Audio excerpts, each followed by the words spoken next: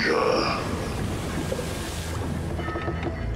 Greetings, folks, and welcome to episode 83 of the Innsmouth Book Club podcast. Today, we're in the library where some ne'er-do-well has scrawled chalk numbers on the stacks. I'm one of your hosts, Tim Mendes. And I'm the other one, Rob Poyton. Yes, that's a little bit disturbing to see, isn't it? Isn't it? Yeah, lots of repeated numbers and strange geometrical shapes. It's a bit unsettling, to say the least. It is, especially in view of what we're reading today, but we'll get into that a little bit later on. Absolutely. Before we start, I just wanted to say a big thank you to everyone who backed the latest Innsmouth Gold Kickstart. It literally finished minutes ago as we're recording here. And I'm glad to say not only did we hit our target, we overshot it by a considerable amount. So our next Innsmouth Gold anthology, When Shadows Creep, is now going into production. And that's a series of weird tales set in London in various time periods. So yeah, hopefully we're going to get that out by the end of this month or certainly in early April. So yeah, thanks again to everyone who's backed that. Yeah, absolutely marvellous. It's nice to see this. It was like with the Kickstarter for the Pickman Papers and this, and the Kickstarter that Tom Campbell did for Eldritch Lust, which I was a part of. Oh yes. Yeah, that was mental, the amount of money that took. So it's nice to see people getting behind these things. So thank you to everybody who pledged. It is. It's good to see support for what we call sort of grassroots, street level creators, you know, because none of us has the backing of any sort of big company or anything like that. We're all sort of lone wolves in that respect, aren't we? Indeed. So, yeah. Indie authors, I think is that's the word. I think that's the term. Yeah. Well, I think is it a generation thing, the punk ethos, maybe do it yourself. Yeah, exactly. Yeah. Absolutely. DIY. Yeah, definitely. Definitely a Gen X thing, isn't it? Well, in my head, the late 70s was still only about 15 years ago. So, you know. Oh, same. Yeah. Also, just before we start, I'd just like to point out that the second episode of the Monster in My Bed podcast has gone live.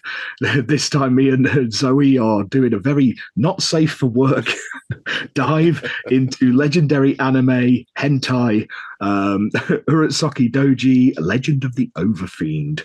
So, yeah, if you're one of those people of what's the squeamish word? Squeamish, yeah, probably not for you, but yeah, really good fun. Excellent. And we want to get Zoe on at some time to have a chat with her as well, and Tom as well. Fun enough, you mentioned Tom Campbell there. Yeah, we're going to be getting both of those on in the very near future. Absolutely. Yeah. But today we're covering an author who we have yet to cover, actually, and furthermore, not only are we covering him here, he's going to be the guest of honour at the forthcoming Innsmouth Literary Festival in September this year. Yep, so today we're going to be reading Equoid by Charles Stross. Yeah, absolutely brilliant. I'm a big fan of the Laundry Files as a whole. I first discovered Charles Stross through the short story Cold War, which was in, I think it was one of the like Black Wings or one of those Cthulhuid anthologies. And while it's not in the same universe, it's a very similar premise. And from what I gather, it was writing that spurred him on into writing the Laundry Files. It's sort of spy thriller kind of stuff. So yeah, I love the description of it as Lovecraft meets tradecraft. I think that's really nice. I've not heard that one. That's brilliant. Yeah. I love the pastiche aspect of it because that's something I do. I do pastiche, like the Nookie-Nomicon, right, and things like that. So I really like it. It's like the Jennifer Morgue is like a Bond movie, movie with deep ones. You know. Brilliant. Yeah, and I think he mentions himself like Len Dayton. Yeah. Yeah, that was very Dayton, wasn't it? Yeah. Charles Stross was born in 1964 in Leeds and was interested in writing at a very young age. In fact, he wrote his first sci-fi story at the age of 12. He qualified as a pharmacist in 1987 and also took a postgraduate degree in computer science. He became a technical author, a programmer, and turned professional in writing in 2000, both technical works and then also fiction as well. And this is something I didn't know. In the early 80s, he was writing D&D articles, and a number of his creations were used in the Fiend folio, which I still have a copy of. And nice. I actually remember the Githyanki and the Death Knight and one or two others. I never realised that they were his creations. No, I didn't realize until I started doing a bit of research that I didn't realize he was like a journalist in computer stuff as well, wasn't he? Like video game stuff. Yeah. So yeah, the Innsmouth Literary Festival must not bore him to death talking about video games. His first published short story was The Boys in Interzone, 1987. And during his career, he's won numerous awards: Hugo's, Nebulas, Locus, Prometheus Awards. And in fact, the novella that we're looking at today, Equoid, won the Locus Award for Best Novella in 2014. Yeah, it's a great little piece. It fits into the Laundry Files. I think it sort of slots in after the third or fourth book. But I think he wrote it later. Right. Or it came out later. I'm not entirely sure on that because of sort of conflicting things.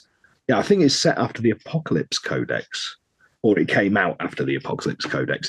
But because there was a few shorter pieces. It's like the Atrocity Archives had a short story with it in the book, which was all about Milton Keynes having like too many concrete cows.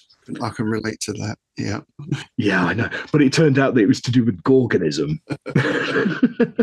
I think, yeah, it was one of those things. It sort of really appealed to my sense of humour. This, because I picked it up on a whim just because I thought, oh, Lovecraftian, and I'd read Cold War. Atrocity Archives, I really enjoyed it. Yeah. So I just sort of went from there. And the Jennifer Morgue, like I say, that's very Bond. It's very Ian Fleming. And that's something Charles Stross did for a while. For most, I think it was the first 4 or 5 were pastiche of specific spy authors. So you had Len Dayton, Ian Fleming, Anthony Price, and Peter O'Donnell. Yeah. And then after that, he basically ran out of people to pastiche, I think, from what I gather, because I've been reading his blog. He's quite a prolific blogger. So he basically decided to go down the urban fantasy route and start pastiching that. And that's where this comes from. Right. Because you had the book with vampires, and then there was another one with like elves and orcs and things like that in it. And obviously this is unicorns. Yes. Well, yes, but not your paddly kids fairy tale. And I think as we get into it, obviously we'll cover this, but it mixes a lot of different things in, doesn't it? I was really pleased to see Constable Savage make an appearance, but we'll talk about that when we get to it. That was so funny. Nice. The thing is, I have a personal connection with this story because I live not far from where it's based. Ah. In fact, if you walk up to the Devil's Dyke, one of the routes because I live in Hove, one of the routes walking up to the Devil's Dyke, and I go walking a lot, there is the stables and all the thing down there. I don't know if it's specifically that one, but from how it's described, that's in my head. That's the one. I got some pictures. I'll try and dig them out and put them up. But yeah. So I just read it when me and my partner were going up to the Devil's Dyke to have lunch at the pub there, right? And and I was like, hang on a minute. It seems familiar. Yeah, exactly. And also East Grinstead, which is where Bob Howard gets the train down to, right?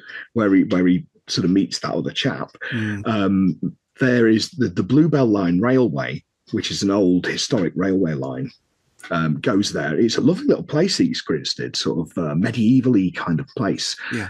But Judith Thompson, the author, who got me the gig doing my radio show, because she runs the radio show, she does book fairs at the bookshop in the marketplace there. Oh so nice. Yeah. Nice.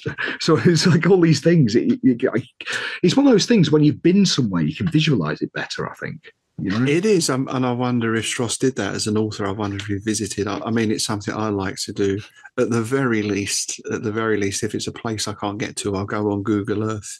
I'm the same. Just to see what's on the left, what's on the right. Can you get from A to B? Do you have to go over that bridge? You know, I just feel Yeah. I don't know if readers notice that kind of thing. Well, they would if they knew the place, right?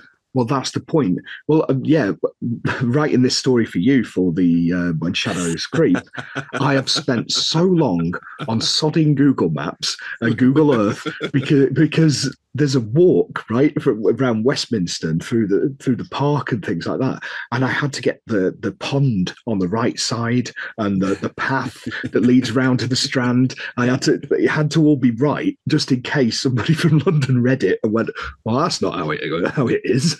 Well, totally. And the challenge for my one is it's set in the East End during the Blitz. So already you've got a lot of those streets don't exist anymore. Yeah. And this always annoys me a bit as a Londoner. You hear people say, oh, it's not like it used to be and all that sort of stuff. It was never like it used to be. No. Because in the 1860s, 1870s, they cleared slums. Yeah. And there were places like Hawes Lane and that sort of thing that disappeared. You know, there was another one, quite a famous one that I'm not going to say the name.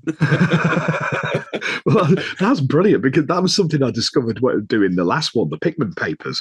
It was like finding all these weird and wacky little places, you know, around the Ratcliffe Highway because it was set around that. Yeah, which was it's the oldest road. That's a Roman road originally. Indeed. So yeah, lots of interesting history. Yeah. Anyway. No, well, I mean, I think that ties in nicely to this because that's something you find in Stross's work, and it's something I really like about it.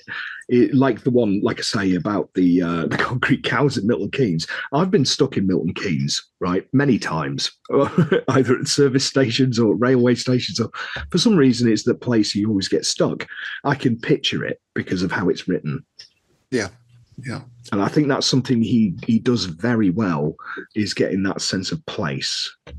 And I think as well as that sense of place, you get a sense of this is obviously someone who's worked in the computer industry, but has worked in that office environment, perhaps a particular kind of office environment, because so many things in his books resonate with me, having worked in various offices and dealing with, well, it used to be called personnel.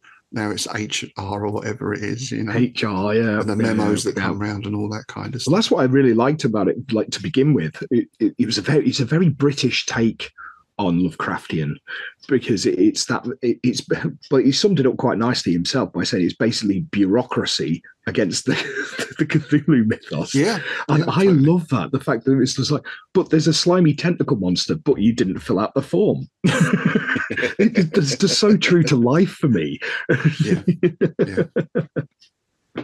That's something that'd be interesting to talk about, maybe with him on the day, is that idea as well of the banality of evil. Exactly. You know, how when you look at all these really terrible regimes we've had, there always seems to be that element of bureaucracy in them, doesn't there? Oh, there is. Yeah. You have to fill a quota and have a committee. Committees. There's a lot of committees in these things, isn't there? Right.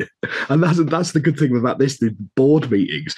That's why I feel like some kind of connection to Bob Howard, because because I've never worked in an office environment, but I did work for a major brewery and I had to go to meetings and conferences and all this stuff, and it's just like that soul destroying moment in the morning when you log on to the company intranet and it's just like you've been summoned to like it was always somewhere like really mundane as well, like I don't know, it's like Coventry or something like that. You've got to drive down to Coventry to a Premier Inn on a motorway and exactly. Yeah, my wife did one a couple of weeks back. It was a 2-day training thing, and they had to answer all these bullshit questions, and you know.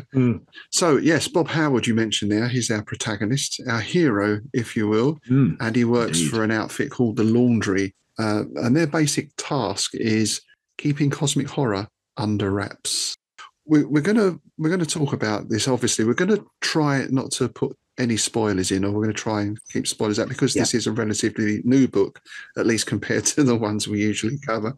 Compared to what we usually cover, yeah. we figure everyone out there has read The Shadow over Innsmouth or whatever. So we want to talk about it, but we don't want to reveal too much. But I think it's safe to say at the start, Bob Howard is working for the Laundry and he's got a new boss called Iris. who in the opening utters those words that send a chill down every office worker's spine. I'd like a moment of your time. Oh, it's never good, is it? Yeah, that's it. Chills, isn't it? Never good.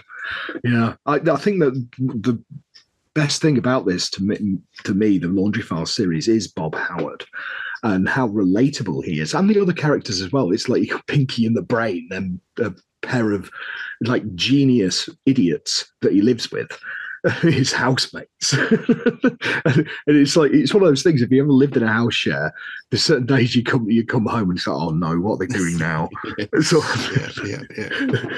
But it's not just a wild party in the kitchen or something like that. These experiments. which in Mythos land can be quite dangerous, right? Yeah. So I can't remember which book it was, but there's one of it where they as a prank, they put on like this high tech hacking system that's like deeply sort of confidential and shouldn't be in public hands, sort of thing, on his phone. And it turns out to be a major plot point. But it's just like, if he's caught with it on his phone, he's in a lot of trouble. But this all has the ring of truth as well, doesn't it? When you hear about briefcases full of documents being left on the tube and all this kind of thing, you know. And in a way, it's quite heartening that as much as you've got that cold, sterile, bureaucratic environment, it's run by people, and people are fallible in oh so many ways. Yeah. And that I think that's the thing through it, is that sort of humor, because it's observational, and it's, to me, it just resonates, because it's like, we all know idiots like that. or we are idiots. Or we are idiots like that. Yeah, you know, in my case, definitely. Oh, especially the week I've had with technical difficulties. Nearly threw my laptop off the balcony the other day. Deep breaths. That's the one. But basically what is being lined up here for is a job out in the fresh air. Mm-hmm. And it's something to do with horses, even though he can't ride, and he's not a virgin, which also comes up as a question. He's been earmarked for this because he has a lot of experience in putting down infestations for DEFRA. DEFRA is, in the UK, the environmental agency, basically. If there's something bad going on, chemical spill or that kind of thing, DEFRA get involved and clean it all up. So obviously infestations in the Lovecraftian sense is, well, we're not talking about little cockroaches or bugs, are we? No. Something you'll find throughout the Laundry Files, and it crops up quite early in this, is the code names they have for these cosmic horrors. It always makes me smile. Like Blue Hades, Deep Six, and things like that. But Case Nightmare Green is my favourite. That's the Rising of Cthulhu, is Case Nightmare Green. See, I don't know. That's good album names, isn't it? Isn't it? Yeah, absolutely. Well, speaking of which, that's another thing that I really like, is the fact that Bob Howard listens to the same music that I do. Because Bob Howard is a fan of Einstein's the Neubauten, and so am I. So there you go. Now, I'm actually going to ask Charles Stross if he's a fan, because he mentions them several times. And we get a little bit of background on the laundry here. It was set up in World War II to counter enemy supernatural forces, and I'm immediately thought, because I've used this in my Dunwich trilogy, you know, the Unnerber, the occult wing of the SS, who are sent out all around the world to places like Tibet and all the rest of it. And it's an easy fit into the mythos, isn't it? That kind of thing. Yeah, I've used that several times. The occult, the SS Paranormal Division, I've used that several times. Yeah. It's it just works, doesn't it? You know, if anybody was going to be messing around with eldritch horrors, it's going to be them idiots, right? Oh yeah, yes. And this is where we get into this nice area that I know we've spoken about before, and it's a particularity of Lovecraft, I think. This cross between the magic and the mathematics. Yes. I mean, it's described as magic as maths, computational demonology. And it put me in mind a lot of things like the geometry of ritual, you know, the old Golden Dawn stuff and all those type of things where you have these really ornate things drawn out on the floor. Nice. And everything is very well, ritualized, but to the extent of being almost like a mathematical equation. You can't get one thing wrong or the whole thing is out the window. That's what I really like about it, is that it's not like a magic system like other sort of urban fantasy kind of stuff has, where it's magic. It's computational and geometric, and there's a lot of numerology and things like that, which it's always appealed to me. I've always had an interest in that, the sort of the power of numbers and people's names and the numbers and things like that. It's something I've played with in several things, and so I like that kind of take on it. It's quite a fresh take on it for me. Yeah, and from that you can get into that thing like the Bible code and gematria and everything, can't you? Which is absolutely, which is something I looked at one time as well. I know there were a few books came out probably in the 80s. I think, was there one called the Bible Code and predictions? And there was a lot of it in the 80s. Yeah, it was weird. It was like it had some weird renaissance, didn't it? All this numerology and stuff. Because there was that, and Robert Anton Wilson was really big at the time as well. Yeah. And that whole kind of thing. And Robert Anton Wilson used to quote Crowley a lot, and this put me in mind of a Crowley quote, actually. "We place no reliance on virgin or pigeon.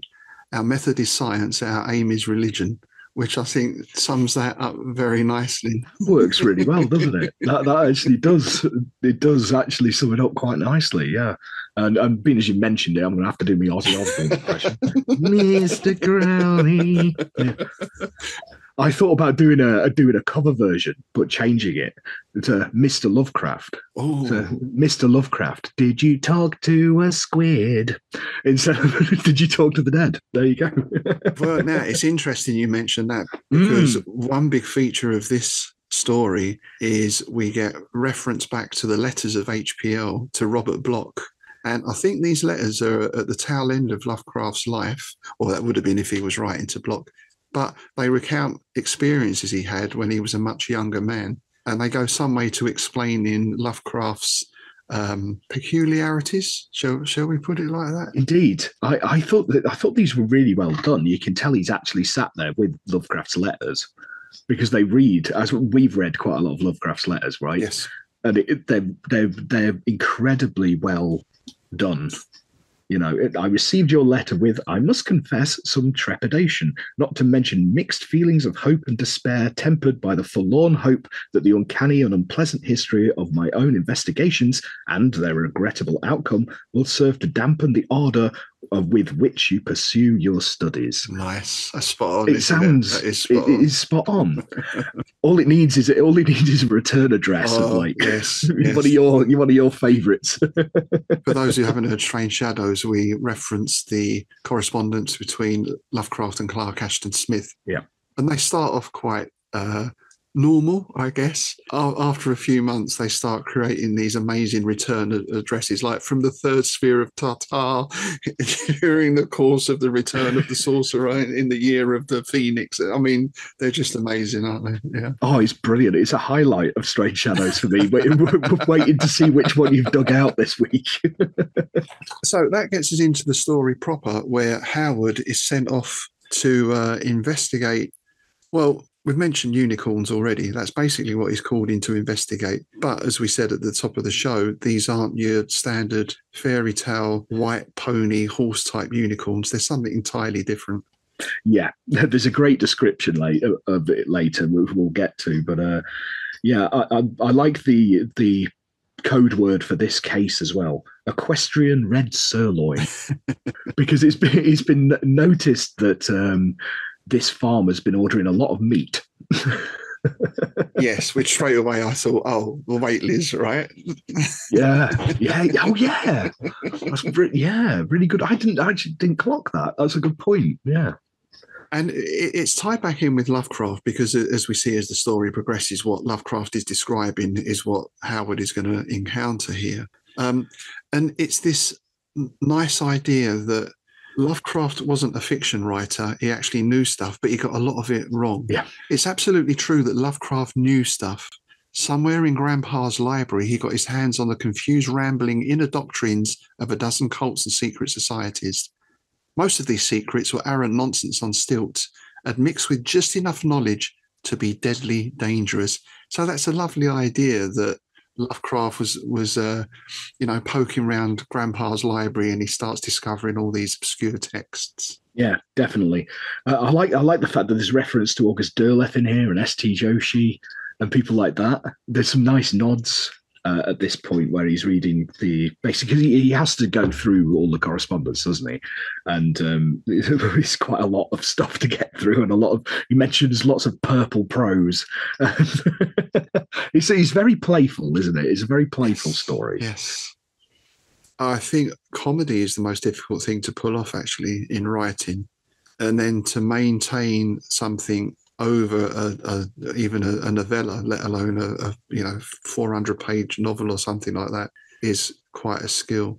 I wholeheartedly agree. And I could think of very few authors. I mean, there's people are going to say Terry Pratchett and a few others who can do that. But it's not often I find something that is both either scary or thought-provoking and funny at the same time. Yeah, it's a balance, because I mean, I do quite a lot of comedic stuff, and it's a lot harder than doing straight horror. It's a lot easier to keep it one note, but to interject, it's really difficult to try and get the balance and not dilute the horror and use it to try and enhance it. Because if your reader is laughing 1 minute and then going, "Oh, what the hell," next, it's an emotional roller coaster. But you run the risk of people going, "Oh, that's fucking ridiculous." You don't want to take them out of one or the other, do you? You've got to kind of keep treading that line in between. Yeah. And obviously Lovecraft had elements of that. And even more obviously, Clark Ashton Smith had that wry sort of ironic humour running through almost all of his work, didn't he? A lot of satire.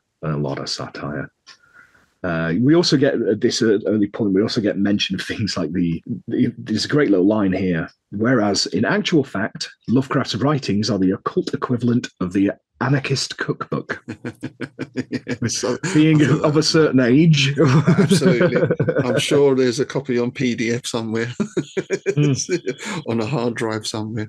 Though, wasn't that prescribed at one point? Couldn't you get arrested just for owning it at one point? Yeah, you could. Yeah. It was on that flag list thing, Libraries would flag you if you took out Mein Kampf and Helter Skelter and things like that, right?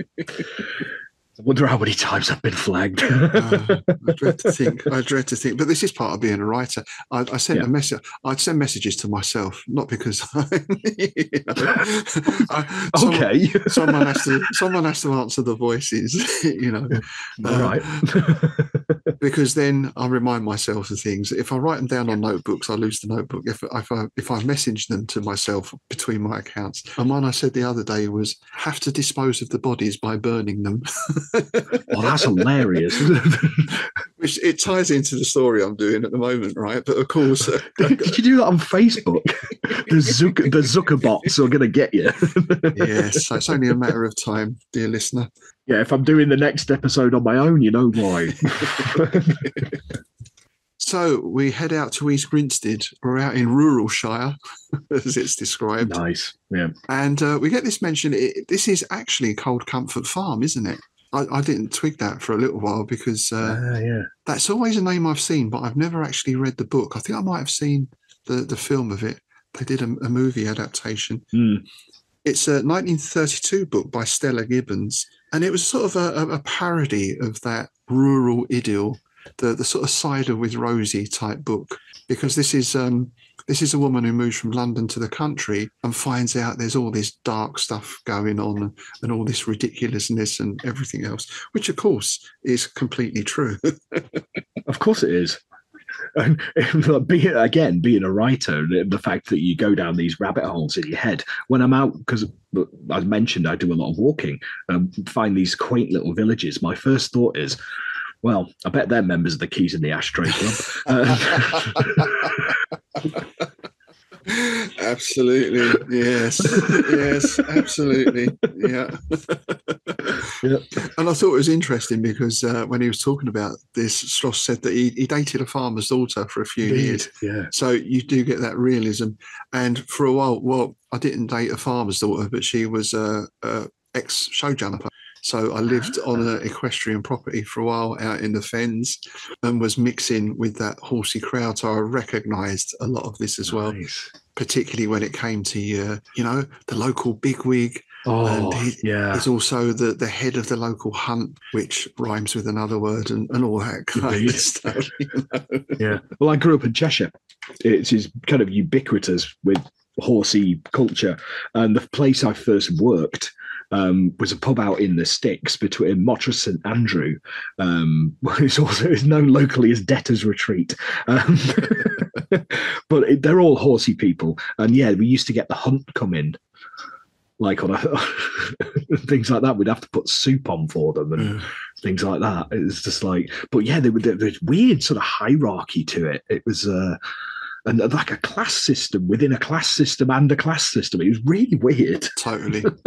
Yeah, you got like your terrier men at the bottom and all that sort of stuff, and yeah, all the way up to the squire, and yeah, it's really strange. It is like time has stood still since the sort of 1300s or something.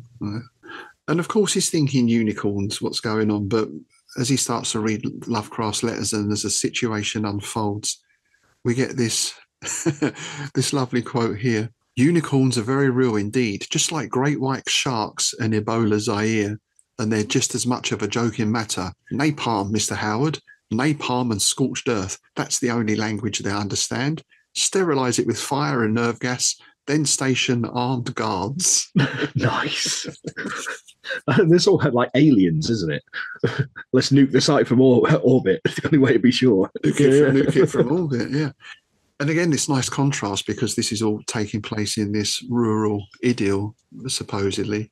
You know, again, it's that, I suppose it's like suburbia, right? You see the pleasant leafy suburbs, what's going on behind the curtains. This is the trees and the lovely little chocolate box villages with all this darkness that's lurking beneath. Yeah, there's a great bit here where he's in the waiting room. And there's all the sort of equestrian magazines.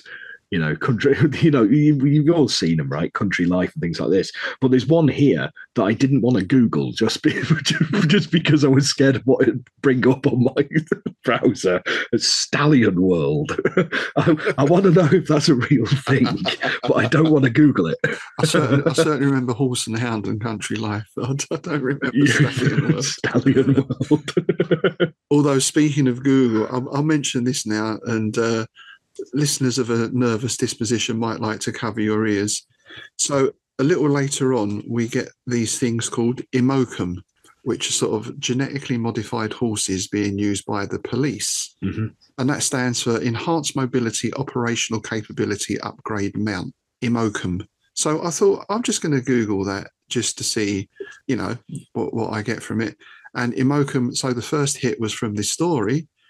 The second hit was a site called Emo Cum Sluts. Oh, that's brilliant. Oh, Emo Cum Sluts. All I'm saying is, if I do disappear, get round here quick and wipe my hard drive. Oh. Good name for a band, that's all. Yeah, a punk band. It had to be a punk band, wouldn't it? It reminds me of that interview with Tony Blair, do you remember? And they were talking about it was somebody he'd been involved with, a publisher. It was basically one of these tycoons who owned things. He's like, do you know about his publications like Mega Boobs, Skinny and Wriggly? and do you know what these kind of magazines are? And Tony Blair's like, no. Yeah, I bet. Yeah. So yeah, as the story progresses, we get more and more detail and information on what this unicorn or these unicorns actually are. And a lot of it stems or starts in Lovecraft's letters with the snails, doesn't it? There's a big connection with these, which, I mean, a snail on its own is not that creepy, but a lot of snails together. There's a great story.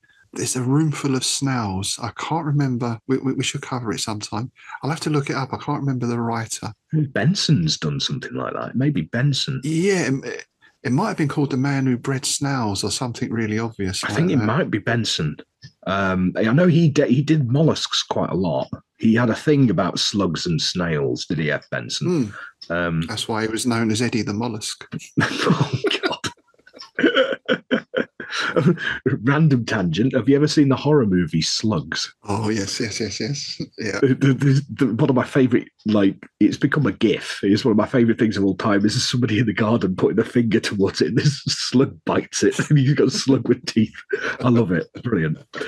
And we get some quite disturbing descriptions of snails, which develop and become even more disturbing as we go along. My rosy-cheeked dawn turned her face towards me and smiled like a goddess out of legend. "It's a daddy snail," she exclaimed. "Watch this," she commanded. My eyes turned to follow her gesture as she gratefully prodded the lichen-crusted rock before the snail's face. The shell of the snail was a fluted cone, perhaps 8 inches long and 2 inches in diameter at the open end. Its colour was that of antique ivory, piebald with attractive glossy brown spots. The cone rocked back on its heel and spat a pair of slippery, iridescent tongues forth at the stem. With some disbelief, I confess to recognising these as tentacles. So, yes, things quickly go very tentacular, don't they? Yeah, there's something quite Shoggothy about them, isn't it? The descriptions. Yeah. And if you read up on snails' mate, I won't go into detail on that here. Perhaps I'll put a link below. It is quite mind-blowing because they're asexual, I think it is. Yeah. And it's quite a process. Yeah, they go up onto leaves and then do like a thread, don't they? And sort of do some kind of slippery dance thing. It's very strange. It involves sharp things going into other things, and it is. But again, we're back to that idea of Lovecraftian horrors supposedly being outside our dimension. But when you look inward rather than outward, we've got all those things in the sea, and when you get down to that snail level and even smaller. I saw a photo the other day, one of those sort of micro photos of things that live on your eyebrows. I was just going to mention that. It's terrifying, isn't it? I'm scrubbing my face, with Dettol. I thought you looked like you'd had a wax. You're all pink up there. It is a Lovecraftian creature, but perhaps we're the strange things on this planet. It makes you wonder, doesn't it? Yeah, it's something. I think it may have been Billy Codley, one of his things, because he was talking about the things that live in the sea, and he was just like, "I'd love to know what they say about us." Well, that weird thing. Why has it only got 4 limbs? It's only got 4 limbs. Yeah, it's not even got a shell. Yeah, exactly. Why are all these squishy bits on the outside? That's really weird. We get some lovely language in the Lovecraft letters, again mirroring the man himself. There's lots of things about pulsing cysts and swollen members and dark fluids. It's all very icky, isn't it? Yeah, that's what there's a sort of ring of truth to these letters, because like we've mentioned, we've read a lot of them now. And that is the sort of thing he talked about. Yeah. And we should mention as well, these flashbacks from Lovecraft are all happening when he's about 14 and he's with a girl of about the same age called Hetty. She's the one who said to him, "Oh, come and look at this. I found something really interesting." And that name is going to return later on. Again, we don't want to give away too many spoilers there, but it's nice how this jumps from the past back into the present day. Yeah, there's a lovely line here. People like my Hetty, people who with the best will in the world would take in and nurture at their rosy breasts the suckling horror that in my fictions I have named Shub-Niggurath, the spawning goat of 1,000 young, a shuddering pile of protoplasmic horror that mindlessly copulates with itself and squirting, licking its own engorged and swollen membrum and vulvae, inseminates with sucker-adorned tentacles. Awesome. Borderline hentai there, aren't we? Oh, yeah. So this is basically what we're dealing with this unicorn. It's Shub-Niggurath, or an avatar of it, or part of it, again, without going too much into that. This is what Howard is faced with. And how he confronts this is very interesting. It kind of switches gear here a little bit, I think. Yes. It's been fairly jocular up to now, in a sense. We've got that comedic element, but it sort of shifts gear and becomes pretty dark and horrific pretty quickly, doesn't it? Yeah, that's something you find a lot in the Laundry Files. It's like the third act in most of them really usually shifts gear and go to some pretty dark places. But I think because there's that comedic element as well. It never gets to Ligotti levels, but there is a lot of existential dread in it. Yes. And basically there is like very much themes of the fact that basically we're all screwed. And there's not a lot we can do about it. It's just sort of delaying the inevitable. There's that fatality thing, that fatalism.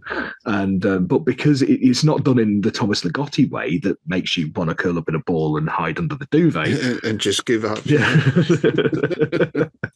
And this is where we then get to the equoids of the title. And I mentioned earlier the Imocum, the police Imocum units, which are a sort of genetically modified police horse. Although, well, they're sort of horsey. I think somewhere it says they look like horses, they walk like horses, and have breath like leopards. And their riders actually have to sit in this sort of steel cage so the horse doesn't bite them and eat them. And there was a lovely line in here when he first hears about these. And they say, oh, yeah, we had one of those stabled in our stables. And it was really terrible because it ate arsenic. And he sort of says, well, why the hell have you got arsenic hanging around in the stables? So, no, arsenic was the name of my pony. Which I thought was great. That's a great line, isn't it? Yeah. We're into sort of carry-on territory there, aren't we? It's brilliant. And this is another little theme that we get developing, because these things have been developed by a government department for the police. Again, we won't go into too much on that because later on it's kind of revealed where they may have come from. And there's a series of these letters and memos, isn't there, from the Home Office or whatever, talking about we need to develop chemical weapons and we need to do this. We might need to destroy huge amounts of population. So we need to develop this and that. Yeah. And this actually also rang very true for me. There's a place down the road called Cardington Hangars, which I'll put the link up to my Innsmouth excursion. They were actually built in order to house the construction of the airships, the huge airships. They were built in, 1920s, that kind of time. So massive buildings. They're actually used now for film studios. They shoot films like Batman and stuff inside them. So it was obviously used by the RAF in particular for quite a time. And from 1957 to 1963, Porton Down had a unit at Cardington. And one of the things they were doing was driving vans around. The people in the vans were wearing protective suits. And out of the vans, they were spraying chemicals. In particular, vast amounts of zinc cadmium sulfide in a test to see, in the event of chemical warfare, how fast and how quick chemicals would spread. Totally unbeknownst, of course, to the population of Bedford, who were walking around breathing in this stuff. Oh, mate. With absolutely no testing being done on what this stuff might do to people. And this didn't come out till the 2000s. You know, and there's various things have gone on because people died of cancer and all sorts of stuff, as you can imagine. So that notion of the government experimenting on its own people, even up until fairly recent times, again, that just resonates with me. It's been very true. Yeah, well, it brings to mind things like MK Ultra, right? Because that was revealed for years. It was thought it was a conspiracy theory, and then they unsealed the documents. It was nope, that actually happened. It was actually a real thing. They were putting LSD in water supplies in small rural villages out in the sticks and things like that. It's terrifying when you think about it. Yes. So, you know, well, you're back to Robert Anton Wilson, and I think was in some ways the modern father of the conspiracy theory. But even that's gone strange. You think conspiracy theories can't get much weirder, but they're off the scale now. Oh, mate. They've been weaponized, haven't they, really, now? They have, actually, yeah. That's a conspiracy in itself, isn't it? The weaponization of conspiracy. Oh, and we must mention Constable Savage as well, because I guess you have to be a certain age, perhaps, to get that. But there was a sketch on a comedy show called Not the 9 O'Clock News, which was Pamela Stevenson, Griff Rhys-Jones, your Blackadder guy. Rowan Atkinson, he was on it, yeah. Mel Smith as well. Mel Smith, that's it. And the sketch was of a very racist policeman being carpeted by his boss, and his name was Constable Savage. We'll put the link up to that clip. I'm sure it's up on YouTube. Very funny clip.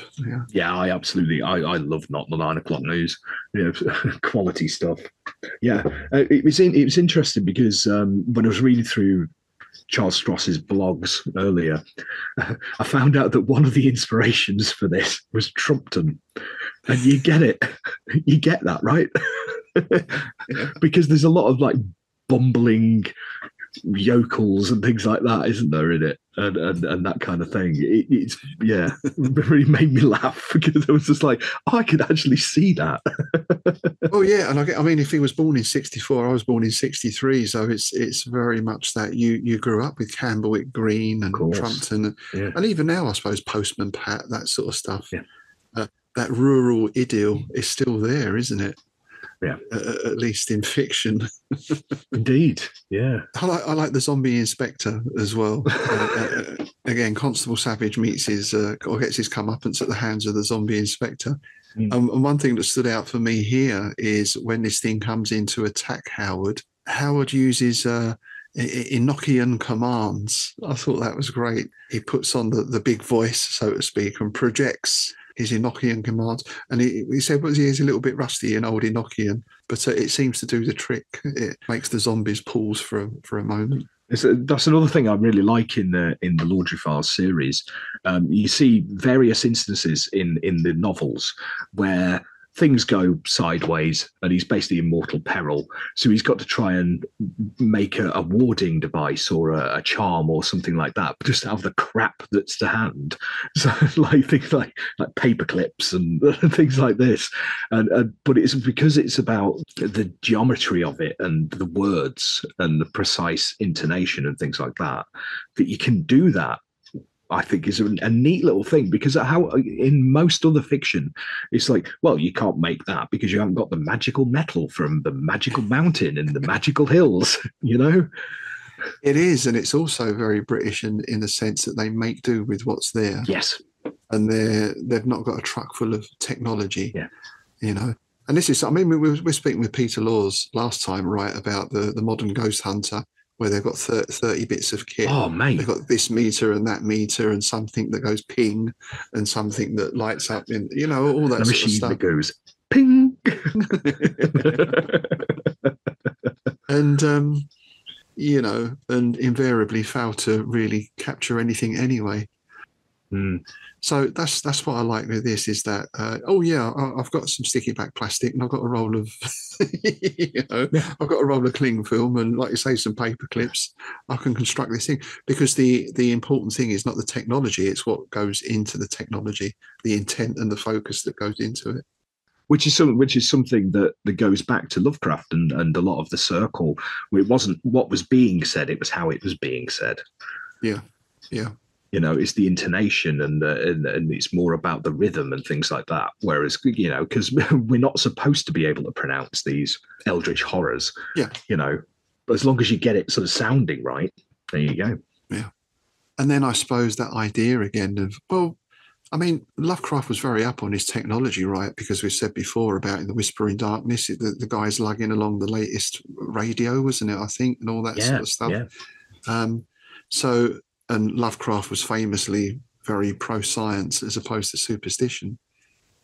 And yet the tech is it's still not the main thing in his stories. You still have things like the powder of Ibn Ghazi, don't you? And well, I know there's some debate about what the Elder Sign is exactly and what it can do. But Lovecraft came up with that concept. Yeah. We don't want to get into the debate of which is the real one, the starry bit, the star one or the branch, The leaf. Yeah. A mate of mine who he's originally from the Midlands, but he moved out to Providence. He lived out there. Oh, right. He had one of each tattooed on him, just to be sure. Oh, I like that. Yeah. I like that. That's belt and braces, that is, isn't it? I just remember which side you have to turn onto in case you meet Nyarlathotep one night or something. Exactly. Could happen, especially in Innsmouth. Yeah. That was a nice touch. So this all lines us up for our final confrontation where Howard has to go into the barn. It's always the barn, isn't it? The dilapidated barn or the red barn in order to confront the unicorn. Oh, God. And very nice scene. One thing I liked about this final scene was the girl's voice from upstairs. Daddy, come and help me. Very creepy. Yeah, there is some really like creepy passages in this. And I think because a lot of people focus on the satire and the comedy aspect, I think some people do sort of don't notice that there is some really creepy bits in Stross's work. And he actually goes into a fair amount of detail, doesn't he, at the end of this, which is quite often in contrast to most weird tales. But you get this sort of FAQ at the end, don't you, or near the end, you know, that sort of, well, this is what unicorns are and this is their life cycle. Yeah. And how come I haven't heard about these? Well, because, you know, we keep this sort of shit quiet. Well, that's something that, again, you get a lot through them because obviously he's on the inside. So he's privy to all this stuff as and when needed. I like that as well. He doesn't have all the information at his fingertips.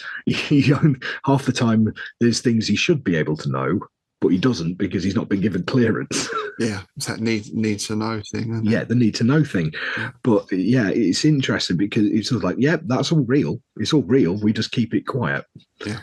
Yeah. Which is a nice thought. And it goes back to that whole, the spy thing, doesn't it? And, you know, your secret societies and them old TV shows, you know, like Doctor Who, you've got a unit, things like that. This branch of the army that deals with alien stuff, you know, the X-Files, you know. Well, it is kind of thing, or has become a thing. I guess it's always been there in that sense, isn't it? Like you say, Unit or the X-Files, Warehouse 13. That was a good show. All that kind of stuff. And I mean, in Call of Cthulhu terms, in RPG terms, Delta Green, of course, has been developed as a game setting, which I've never actually, I don't think I've ever played any Delta Green games. I haven't, So I'm not sure how they compare to what you might call traditional 1920s COC. We certainly played Call of Cthulhu set. I think it was set in the 70s. We did a modern one, but there wasn't a government unit or anything involved. It was just normal people, you know. I mean, I think there's swings and roundabouts for that kind of thing, isn't there? Yeah. It gives players resources to do stuff, so you don't have to worry about having a job and working to get the airfare to fly to Cairo, for example, which is quite boring in game terms. But then it does take away a little bit of the desolation, perhaps, feel of it, or it's just you against the mythos. Yeah. I think having backup, you know, I don't know, I would be very interested to play it. There's actually a Laundry Files RPG, I believe. Oh, yes, I did see something about that. Yeah, it's something I wanted to ask Charles about when we meet him, actually. Yeah, I'd be very interested in playing that. Because, like I say, the humour aspect of it really appeals to me. I could quite happily slip into the role of a bumbling idiot with a computer trying to... It's almost like it's made for me, right?